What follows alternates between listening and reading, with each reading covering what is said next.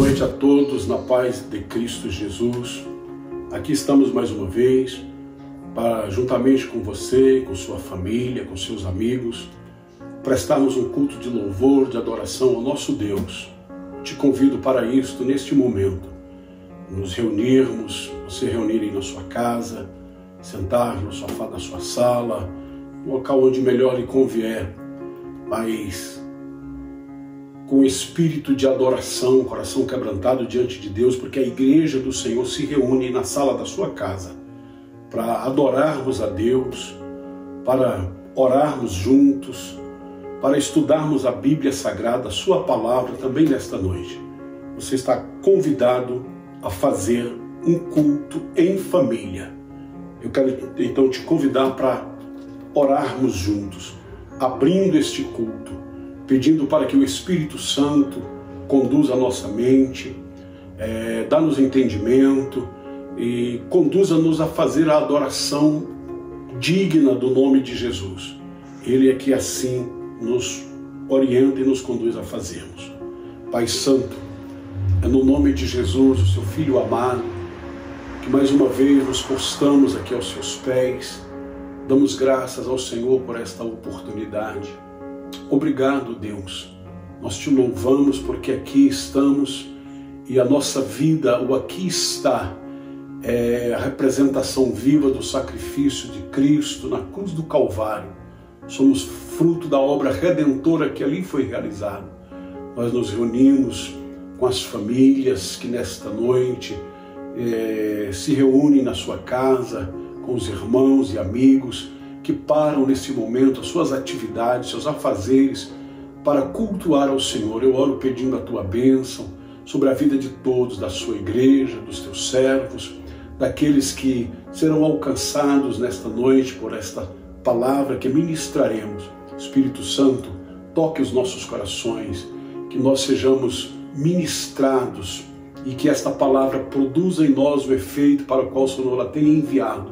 Abençoe a sua igreja. Eu te oro agradecido em o nome de Jesus. Amém. Amados, nós estamos estudando de forma sequencial a carta aos Filipenses. Fizemos isso já por 2 quartas-feiras e propusemos dar sequência. Eu gostaria de acordar-me com vocês esta noite. Queria colocar uma vírgula nesse estudo que estamos fazendo da Epístola aos Filipenses para ministrar uma outra mensagem que se encontra em um outro texto bíblico proferida pelo próprio Senhor Jesus. Isso está no meu coração. Acredito ser de valia para o momento que nós estamos vivendo, que o mundo está passando. Eu sei que neste momento a maioria dos pregadores, dos pastores, tem focado as suas mensagens, tem dado tema às suas ministrações, o problema que se vive. Eu não quero ser mais um destes, onde se valoriza muito o problema que nós estamos passando. Eu quero chamar a sua atenção para a palavra que temos a ser apreciada. Ela é oportuna para o momento que estamos vivendo. Eu creio que ela em muito contribuirá. Por certo, Deus ministrará aos nossos corações, fortalecendo as nossas convicções acerca do que é a igreja e de quem é a igreja, do seu papel e do seu destino, com a finalidade de tranquilizar o seu coração nesse momento de turbulência, de perseguição, de conflitos que vive o mundo. Deus tem uma palavra para o meu e para o seu coração esta noite. Para tanto, eu quero convidar você a ler comigo. Se você puder abrir a sua Bíblia comigo, abra-na, por favor, no Evangelho segundo escreveu Mateus, capítulo de número 16, versículos 13 ao versículo de número 18 apenas. Leremos esse pequeno texto e pontuaremos algumas verdades nele aqui contida para a edificação da nossa fé, para o encorajamento de todos nós e para o fortalecimento da igreja do Senhor Jesus. a conscientização de todos nós de quem nós somos. Portanto, o texto assim nos diz. O título é a Confissão de Pedro. Indo Jesus para os lados de Cesareia de Filipe, perguntou a seus discípulos: quem diz o povo ser o Filho do Homem? E eles responderam: uns dizem João Batista, outros Elias, e outros Jeremias ou algum dos profetas. Mas vós, continuou ele, quem dizeis que eu sou? Respondeu Simão Pedro e disse: tu és o Cristo, o Filho do Deus vivo. Então Jesus lhe afirmou: bem-aventurado és tu, Simão, filho de Jonas, porque não foi carne e sangue que te revelou, mas meu Pai que estás no céu. Também eu te digo que tu és Pedro, e sobre esta pedra edificarei a minha igreja. As portas do inferno não prevalecerão contra ela. Amém. Somente até o versículo de número 18. Amados, eu gosto desse texto. Nele nós encontramos verdades que nós precisamos tê-las em nossa mente. O contexto no qual esse texto está inserido nos mostra Jesus em plena atividade do seu ministério terreno. Tem uma outra tradução bíblica que ela apresenta Jesus, ou a razão por que Jesus convida os discípulos e vai para esta região que era considerada deserta. Jesus estava há muitos dias em plena atividade com seus discípulos no labor do seu ministério, e esta versão a qual eu me referi diz que eles não tinham tempo nem para fazer as suas refeições de modo digno. Então Jesus convida eles para sair um pouco, por certo, dos centros urbanos, dos aglomeramentos das pessoas, para descansar, para estar a sós. Eles então acompanham Jesus e vão para a região de Cesareia de Filipe. Filipe diz que era ao norte da Palestina, distava-se de Jerusalém cerca de 190 quilômetros, segundo alguns estudiosos da geografia bíblica. E, na verdade, o que Jesus queria mesmo não era apenas descansar. Jesus sabia que a sua vida aqui na terra caminhava para o fim. Ele estava prestes a voltar-se para Jerusalém, onde ele haveria de ser preso, condenado e morto.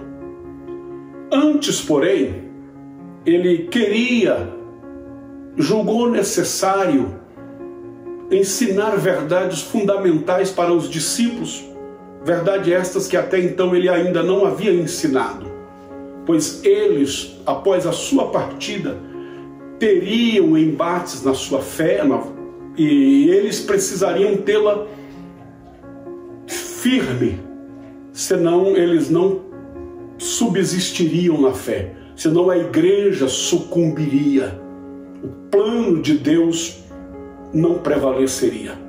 Verdade estas tais como Jesus não havia falado para eles ainda sobre igreja, Jesus não havia ensinado os discípulos ainda sobre a sua perseguição e morte, que ele haveria de ser morto.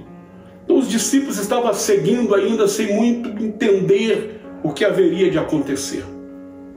Jesus, e aqui me deixa encantado com Jesus. Jesus não apenas chama os discípulos para segui-lo, depois chega o momento da sua partida e deixa-os ao léu. Ele prepara estes para prosseguir mesmo após a sua partida, e partida traumática, como todos nós sabemos que foi. Ele sabia que haveria de ser. Amados, a fé, ela sofre esses embates. É interessante que Jesus não engana os seus discípulos. Ele não ilude os mesmos. Me sigam, vocês serão prósperos, vocês terão abundância, vocês terão paz, vocês estarão isentos de problemas. Não. Em um outro texto, Jesus vai dizer a eles: olha, no mundo vocês terão aflições, mas em mim vocês terão paz. Ou seja, a paz da igreja, a paz do cristão está em Jesus, está em estarmos nele. Estar nele é termos a certeza de que nós teremos e viveremos em paz, a despeito das circunstâncias que porventura venhamos passar. Então Jesus leva os discípulos para esta região e, chegando, ele aborda os mesmos e faz uma pergunta aparentemente estranha. Ele olha para os discípulos e pergunta: o que dizem as pessoas por aí a meu respeito? Parece que Jesus estava procurando afirmações, buscando conhecer a sua popularidade, a sua aceitação na opinião pública. E alguns dos discípulos rapidamente começam a dizer o que eles ouviam acerca de Jesus. Uns dizem: olha, estão dizendo por aí que o senhor é João Batista, por causa da forma poderosa que ele operava, e estavam ligando essa pessoa a João Batista. Outros dizem: tu és Elias. Outros dizem: é Jeremias. Dizem: não, é algum dos profetas que ressuscitou e está entre nós. Mas é interessante que Jesus ignora as respostas dadas a ele a essa primeira pergunta e imediatamente lança uma segunda pergunta, tendo como alvo seus próprios discípulos. Parece que Jesus demonstra não estar preocupado em saber o que estão dizendo. E ele olha para eles e diz: e vocês? O que vocês dizem ser o Filho do Homem? Ou seja, o que vocês dizem a meu respeito? Qual a opinião de vocês?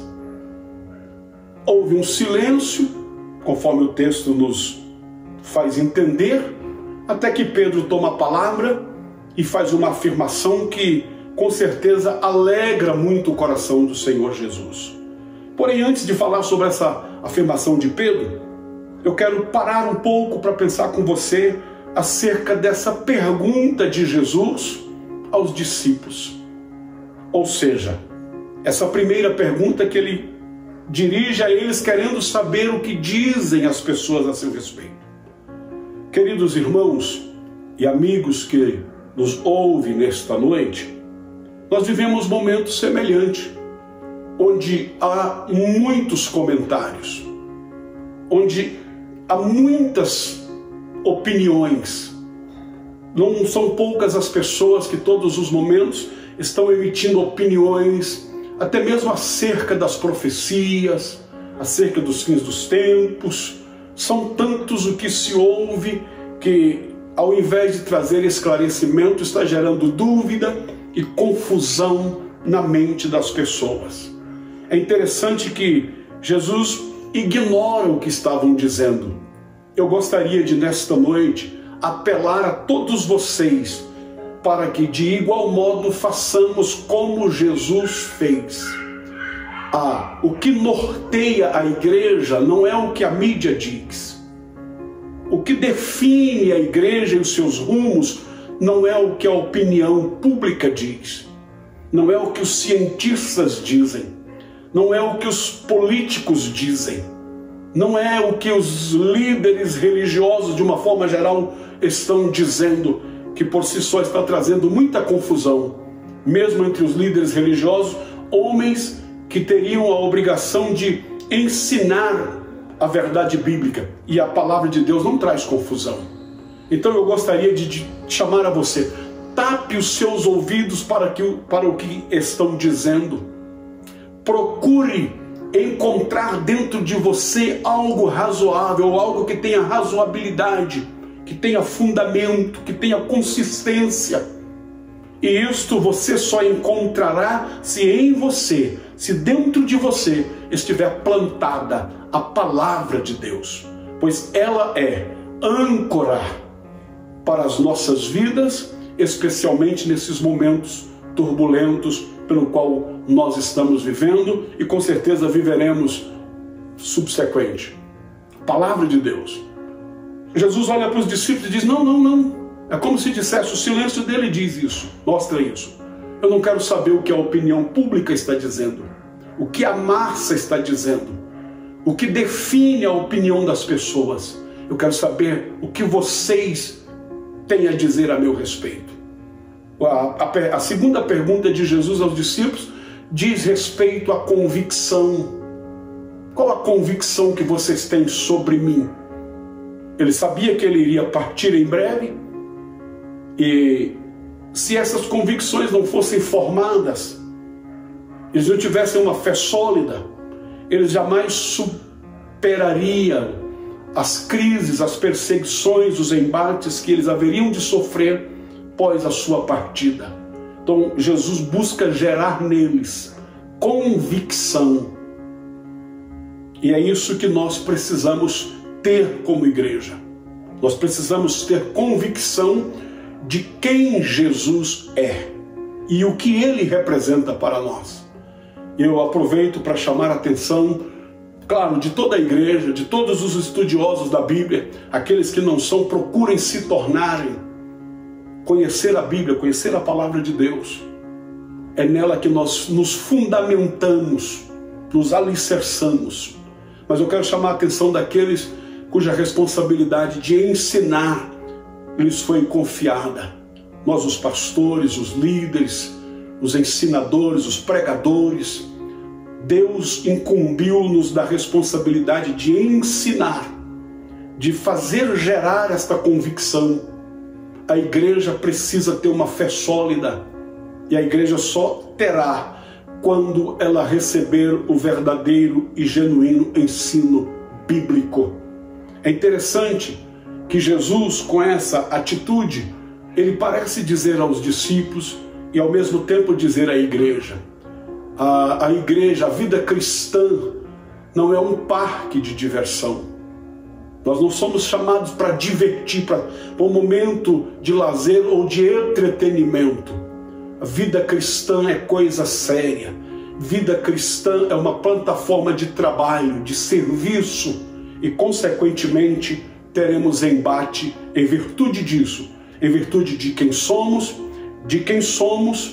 da nossa natureza e do destino que temos. Isso gera e atrai embates contra a igreja, e ela só subsistirá caso tenha uma fé firme, uma fé sólida, ou não uma fé superficial. Nós precisamos distinguir fé de crença. E eu tenho a impressão de que nós estamos trabalhando muito mais com as crenças das pessoas. Nós precisamos sim trabalhar de modo que as pessoas tenham fé. O que a Bíblia nos diz acerca da fé? O escritor da carta aos Hebreus diz que a fé é o firme fundamento, é a prova, é a certeza das coisas que se espera e a prova das coisas que se não veem. Então não é uma simples crença, é fé, é algo, é abstrato, mas é real. Mas voltando ao texto, Jesus então, depois de fazer a segunda pergunta aos discípulos, todos fazem um silêncio, já não tem a mesma prontidão para oferecer resposta como da primeira. Depois de um certo momento, Pedro, que parece ter sido sempre o mais ousado, mais disposto, mais destemido, ele toma a palavra e faz uma afirmação que, por certo, alegra, impacta o coração do Senhor Jesus ao dizer: Tu és o Cristo, o Filho do Deus vivo. Ou seja, Tu és o Messias, o ungido de Deus, o Salvador do mundo, o Deus que se fez carne e habitou entre nós. Jesus, ao ouvir esta palavra, ele olha para Simão Pedro e diz: Bem-aventurado és tu, Simão, Bar-Jonas, ou filho de Jonas, porque não foi carne ou sangue que te revelou, ou que te revelastes, ou que te revelaram. Ele está dizendo: o que você está afirmando não é próprio do ser humano, não parte da intelectualidade, da capacidade intelectual do ser humano. É fruto da revelação de Deus. Deus acaba de te revelar. No Evangelho de Mateus, no capítulo 11, se não me engano, a partir do verso 27, entre o verso 25 e o 30, Jesus diz o seguinte: olha, ninguém conhece o Pai senão o Filho, e ninguém conhece o Filho senão o Pai, ou aquele a quem o Filho quiser revelar. Jesus é a revelação máxima de Deus, é a expressão de Deus ao ser humano. E ao fazer essa afirmação acerca de Pedro, ou do que Pedro estava dizendo, Jesus complementa a frase dizendo: eu te digo que tu és Pedro. Na língua original, Petros, pedrinha, pedra pequena, pedregulho. Porém, sobre esta pedra, na língua original, Petra, que é pedra grande, rocha, eu edificarei a minha igreja, e as portas do inferno não prevalecerão contra ela. Queridos irmãos, aqui contém verdades fundamentais para a nossa fé, indispensável. Todos nós precisamos conhecer. Aqui nós encontramos o que é a igreja, de quem é a igreja, qual a sua natureza. E quem disse isso não foi Pedro. Quem está a dizer isso não sou eu, pastor. Quem disse isso foi o próprio Deus, na pessoa de seu Filho Jesus. Quero compartilhar rápidas verdades com você aqui. Primeira verdade, corrigindo, Jesus não está dizendo que sobre Pedro ele edificaria essa igreja, e sim sobre a verdade que Pedro acaba de afirmar. O que Pedro diz? Tu és o Cristo, Filho do Deus vivo. Ou seja, é sobre esta verdade. Este é o fundamento, e é sobre esta verdade que eu edificarei a minha igreja. Primeiro, eu quero compartilhar com você. A igreja, ela tem um fundamento. A igreja não eu sei que há diversos textos bíblicos no qual a igreja é comparada com um edifício. O apóstolo Paulo fez isso em sua carta aos Coríntios. O próprio Senhor Jesus faz isso no capítulo 7 do Evangelho de Mateus. Ao terminar de ministrar o Sermão do Monte, ele compara aquele que ouve e pratica a sua palavra, o seu ensino, aquele sermão que ele acaba de ministrar. Quem são estes senão a igreja? Ele diz: este será comparado a um homem prudente que edificou casa sobre a rocha. Então a igreja é constantemente usada a metáfora para compará-la com a igreja. E aqui mais uma vez, a igreja tem um fundamento. Qual é o fundamento da igreja? É o próprio Senhor Jesus, é sobre ele que a igreja está edificada. Razão esta porque a igreja nunca foi destruída. Não foi por falta de arremeter-se contra ela. Aqueles que estudam a história, especialmente a história da igreja, desde os primórdios, darão conta de que a igreja sofrera enormes e vários embates, ataques para destruir a mesma. Na época do império, dos impérios, muitas foram as tentativas de varrer a igreja do mapa. Mas quanto mais perseguiam, mais a igreja crescia. Houve período em que os imperadores, especialmente imperadores romanos, destruíam, matavam, ateavam fogo em pessoas vivas, os cristãos, inauguravam as arenas, prendiam as feras e soltavam os crentes ali dentro, sob pena de serem devorados, com uma condição de terem as suas vidas poupadas, se negassem o nome de Jesus. Por muitas vezes acenderam fornalha e aqueceram-se tachos de azeite, jogaram cristãos vivos ali dentro e davam a eles a oportunidade de negar a fé para terem as suas vidas poupadas. A maioria deles preferiram morrer, sabendo que a sua vida aqui na terra duraria um momento, mas teriam a eternidade garantida, porque perseguição não acaba com a igreja. O império não conseguiu, o inferno não conseguiu. A igreja tem um fundamento, e aquilo que tem fundamento tem solidez. Não se edifica uma casa na superfície do solo, por mais resistente que ele seja. Os profissionais da construção civil melhor sabem nos dizer acerca dessa realidade ou dessa necessidade. Primeiro busca-se sólido, solo firme, onde possa lançar o fundamento. A igreja tem um fundamento. Mas não apenas isso. De acordo com esse texto, a igreja tem um fundador. Quem é o fundador da igreja? É aquele que ele próprio é o fundamento. Ele diz, olha, eu te digo que tu és Pedro. Esquece o Pedro. Mas sobre esta pedra, a verdade que Pedro acaba de afirmar. Quem é a verdade que Pedro acaba de afirmar? Reconhecendo ele, Jesus, como sendo o Filho de Deus, o Deus vivo que se fez carne. Então é sobre esta verdade que eu edificarei. Então a igreja tem um fundamento, mas a igreja tem um edificador. Diferentemente das construções civis, que nós contratamos profissionais para cada área, para cada momento da obra, da construção, tem uma especialidade de mão de obra. A igreja só emprega a mão de obra do céu. Somente Jesus produz igreja. Alguém pode me interpelar dizendo, mas o trabalho do pastor não é gerar igreja? Não. Pastor não gera igreja. Pastor cuida da igreja. Ele recebe a igreja pronta. A igreja, glórias a Deus por isso, a igreja é fruto do trabalhar do próprio Deus. É Ele quem opera nos corações. É o Espírito Santo que convence o homem dos seus pecados e de Jesus como Salvador. É obra de Deus.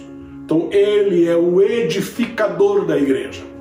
Como tal, a sua mão de obra é perfeita. Não é como na grande maioria das mãos de obras que empregamos na construção, onde muitas delas, e em muitos casos, não dão condições de inaugurarem a obra. Terminam a obra precisando já de fazer reparos. A igreja continua irretocável. Ela é firmeza e coluna da verdade. Você precisa ter consciência disso. Terceiro lugar, primeiro, a igreja tem um fundamento. Em segundo, a igreja tem um fundador. O arquiteto da igreja é Deus. A igreja tem um dono. A igreja não é minha. A igreja não é sua. A igreja não pertence aos líderes que em muito parece que apropriaram-se dela. Arrogaram ser dono da igreja. A igreja é daquele que a fundou, que a inaugurou e que a comprou. Ela foi comprada com o preço do sangue de Jesus derramado na cruz do Calvário. Só Ele tem legitimidade para dizer, a igreja é minha. Ela tem um dono.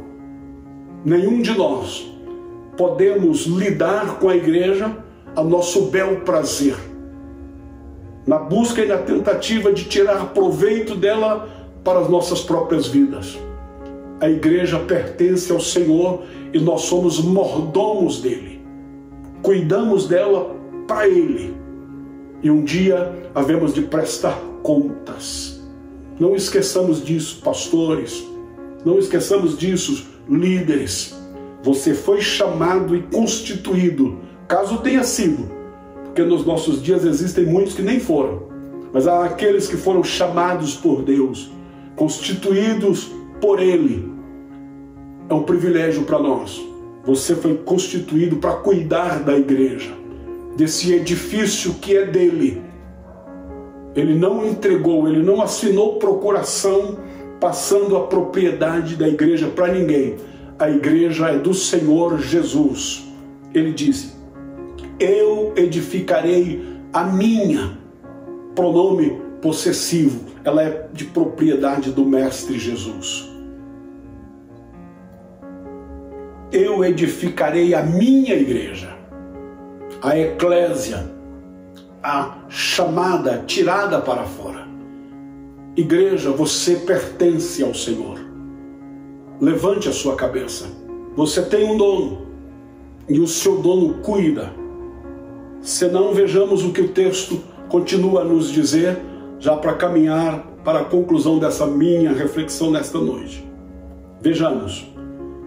Em virtude da igreja ter um fundamento, ter um fundador e ter um dono, que ambos são o próprio Deus.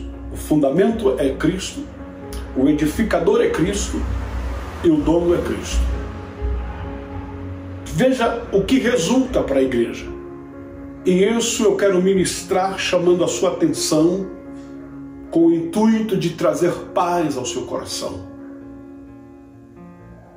O salmista diz no Salmo de número 46, Deus é o nosso refúgio e fortaleza, socorro bem presente na hora da angústia, pelo que não temeremos, ainda que a terra se mude, ainda que os rios bravejam, levante as águas rujam. Há um Deus, e esse Deus é o Deus em cujas mãos a igreja se encontra. Ela está guardada, ela é a menina dos olhos dele. Vejamos, em virtude dessas verdades, ela tem um fundamento, ela tem um fundador e ela tem um dono.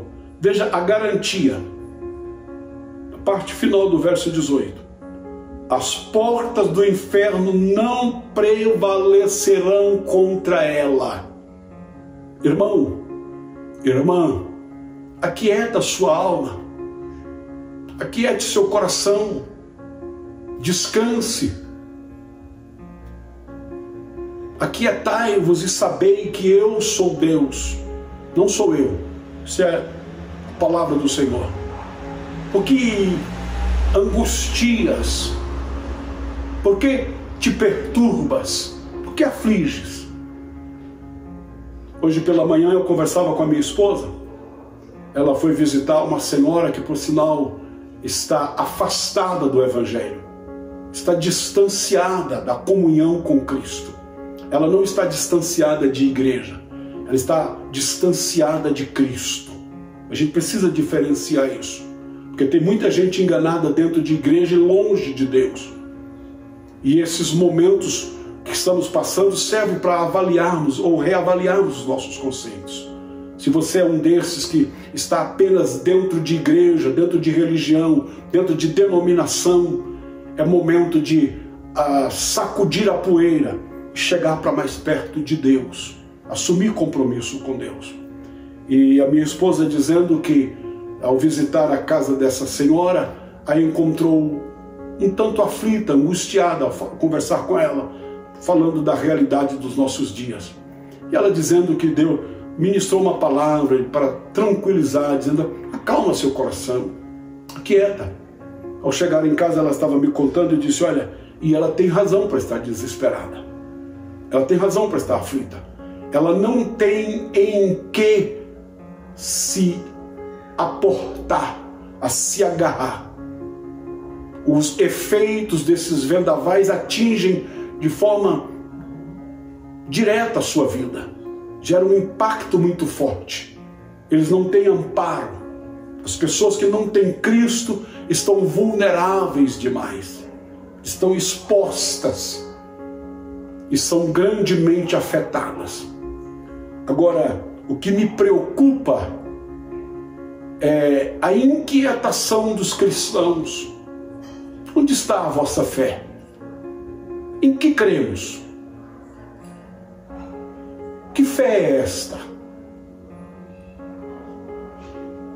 É momento de refletirmos, de questionarmos a nós mesmos, ao invés de estarmos questionando as circunstâncias, os governantes, ao invés de estarmos nas redes sociais brigando uns com os outros, alfinetando um e outro, emitindo opiniões infundadas.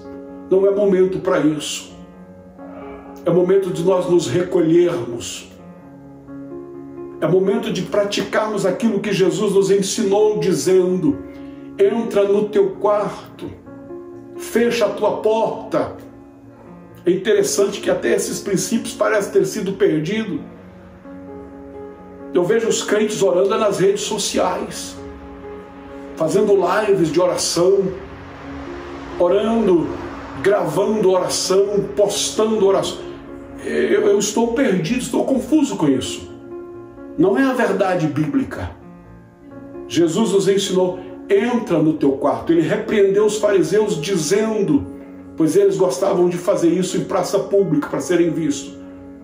Ele diz: olha, vocês que fazem assim, vocês já receberam a recompensa de vocês. Não preciso esperar nada mais por isso.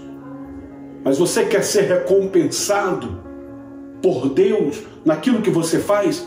Entra no seu quarto, fecha a porta, ore, fale com Deus, e o Deus, o Pai que te vê secretamente, te recompensará publicamente. Então é momento da igreja, quem sabe até silenciar, falar menos, recolher-se, entrar no refúgio que é Deus. Ele é o nosso refúgio e fortaleza. Recolha-se nele. No texto que Jesus dizendo: olha, no mundo tereis aflições, mas em mim tenhais paz.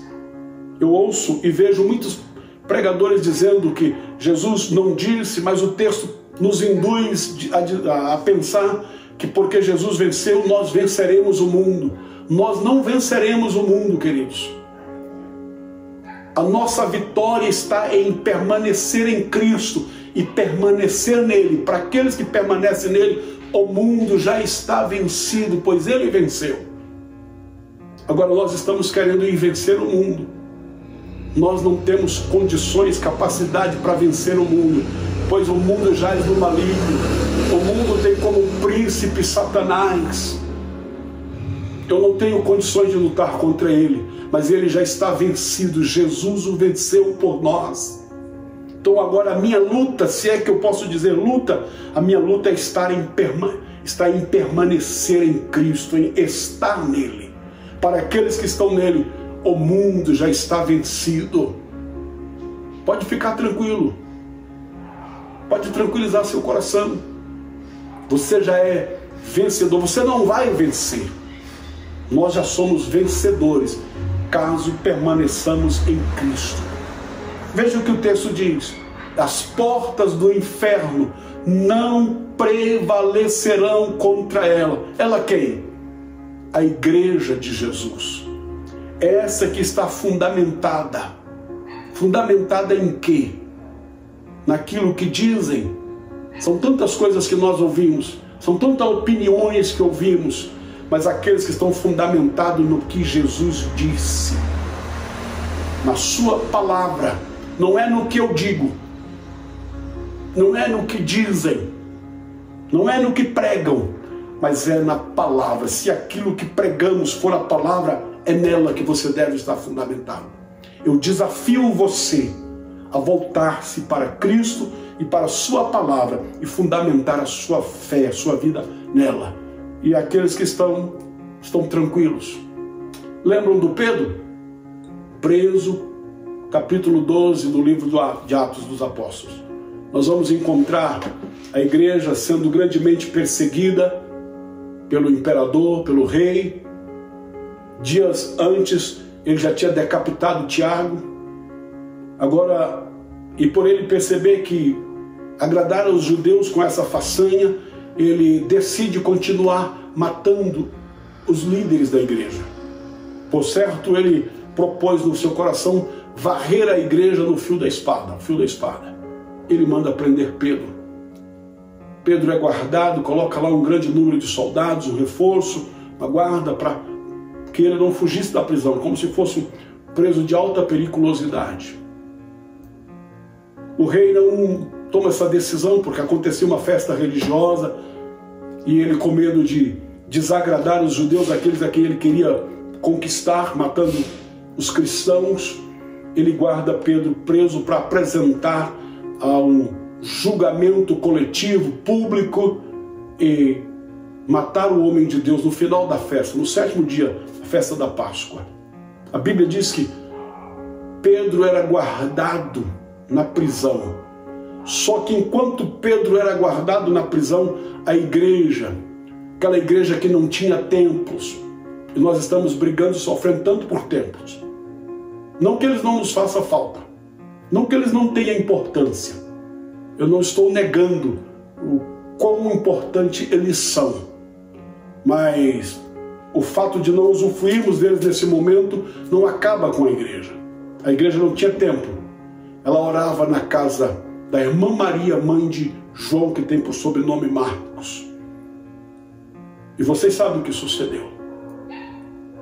A Bíblia diz que na noite que antecedia o dia que Pedro seria apresentado e com certeza seria condenado, sentenciado à morte, o anjo do Senhor visita a prisão, porque Deus responde à oração da igreja.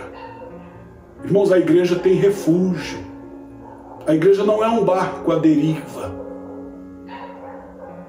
Não é um bichinho de estimação que escapou do dono e está solto na rua, perdido, sem quem cuida, quem protege e quem alimenta. A igreja está sustentada por aquele que é o seu dono. E ele é aquele em cujas mãos está todo o poder. Naquela noite, Pedro, olha a tranquilidade do Pedro, sabia que ia ser morto. Na semana passada, Tiago havia passado por, quem sabe, naquela mesma cela e havia sido decapitado. Era uma questão de tempo, a sua morte. O anjo chega para libertá-lo e ele está dormindo. Eu quero chamar a sua atenção para isso.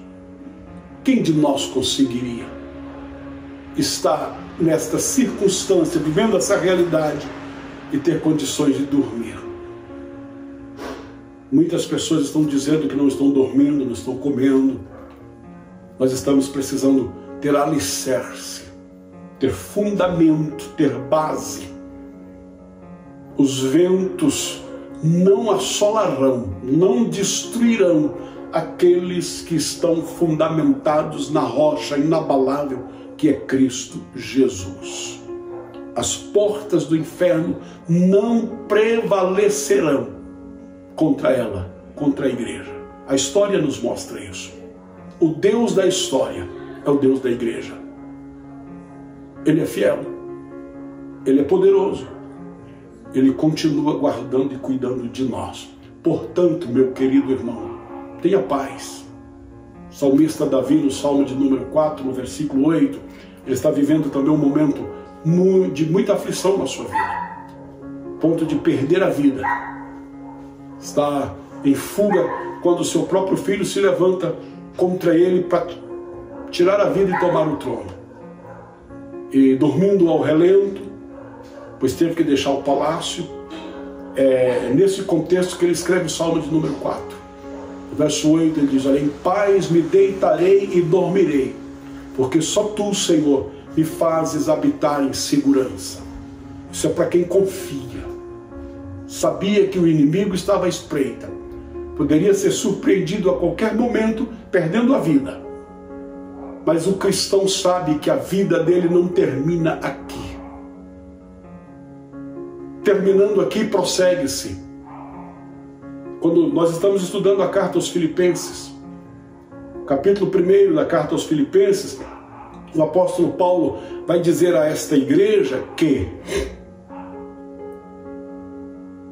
as tribulações que ele estava sofrendo tinha sido útil, estava sendo útil. Olha que visão, irmãos. Isso é igreja, isso é cristianismo. Ele dizia que a prisão dele tinha servido para estimular a fé dos irmãos para pregar o evangelho. Ou seja, a minha prisão está sendo útil, glórias a Deus por isso. Ele está dizendo, em outras palavras, está dizendo, o que acontecer comigo não tem problema. Morrer ou viver, está livre ou está preso. O que importa é que o nome de Jesus seja glorificado e o seu evangelho seja anunciado. Ele diz, olha, ainda que muitos têm ousado pregar o evangelho para suscitar dor às minhas tribulações. Mas tudo bem, o que importa não é o motivo que os leva a pregar, mas é a mensagem que estão pregando. O que importa é que o evangelho seja proclamado. O que há de suceder comigo não vem ao caso. Ele não tinha sua vida por preciosa. Estava disposto a ser sacrificado. A carta aos Filipenses que nós estamos estudando, no capítulo 1, vai mostrar isso. Ele termina dizendo aos irmãos da cidade de Filipos que Deus havia dado para eles a graça não apenas para crer no evangelho, mas também para sofrer pelo evangelho. Olha, irmãos, dá para você meditar na profundidade disso, na razoabilidade dessa verdade, e que está longe daquilo que nós, como cristãos, estamos desejando viver. Nós estamos querendo viver um cristianismo do bel prazer. E cristianismo não é isso. Estas verdades, sim, revelam-nos o que é vida cristã. E eu gostaria de que esta exposição, essas verdades expostas, servissem de bálsamo para a sua dor, de âncora para a sua vida, de fortalecimento para você nesse momento. Prossigamos, continuemos olhando para o Senhor, autor e consumador da nossa fé. Nós não estamos largados a errarmos. Nós temos um dono e Ele cuida, Ele ama, Ele zela. É tanto que Ele deu a sua vida por nós, por mim e por você. Ele não faria isso para depois nos abandonar. Ele continua conosco. Ele, antes de ascender ao céu, ele disse aos discípulos, eu não vos deixarei órfãos. Estarei convosco todos os dias, até a consumação dos séculos. Pastor, mas ele foi. É nesse contexto que ele faz uma afirmação, eu irei. Mas eu indo, eu enviarei o outro Consolador, o Espírito Santo, o Paráclito, que estará convosco todos os dias, até a consumação dos séculos. Deus está conosco na pessoa bendita do seu Espírito Santo. Edifique a sua fé. Aproxime-se de Deus. Renove a sua aliança com Ele. Continue crendo nele. Ele é o nosso fundamento. Ele é o nosso edificador. Ele é o nosso dono. E, em consequência disso, nós estamos protegidos. O mal não nos alcança. Amém? Que Deus te abençoe, te guarde, guarde a sua família, continue guardando a igreja. Nós estamos orando pela sua vida. Colocamos-nos à inteira disposição de todos vocês. Vocês têm o nosso contato, têm o nosso endereço, estamos abertos, estamos trabalhando aí na tentativa de socorrer os irmãos nas suas necessidades. Temos já alguns padecendo de dificuldades por causa desse momento da inatividade, de não poder trabalhar. Os autônomos já estão sofrendo algumas necessidades. E a igreja, nós estamos trabalhando na tentativa de suprir. Já temos socorrido diversas famílias. Hoje eu passei fazendo contato com algumas famílias da igreja, irmãos que são autônomos, que com certeza não estão trabalhando, não têm renda. E a igreja precisa estar atenta para cuidar desses. Nós somos uma família e precisamos viver como tal. Conte com esta igreja. Eu tenho dito para aqueles com quem tenho falado, não sofra sozinho aí em silêncio. Compartilhe conosco, nem que saiba para chorarmos juntos.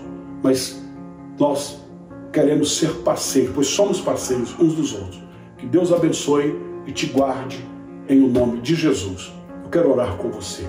Pai, eu te dou graças por esta oportunidade de poder, juntamente com os teus servos, estudar a sua palavra, ministrando a mesma, e que esta, Senhor, fundamente a nossa fé, arraigue e traga paz aos nossos corações. Abençoa o seu povo, Pai, a sua igreja, espalhada por este mundo inteiro. ela é a sua igreja, guarda mesmo, cuida dela, proteja ela, ela é tua, Jesus.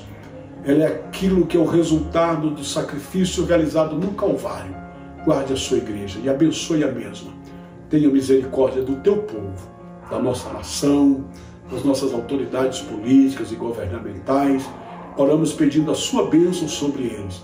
Dê diretrizes, dê sabedoria e graça na tomada das decisões, como melhor, Pai, se conduzir nesse momento para superar essas crises.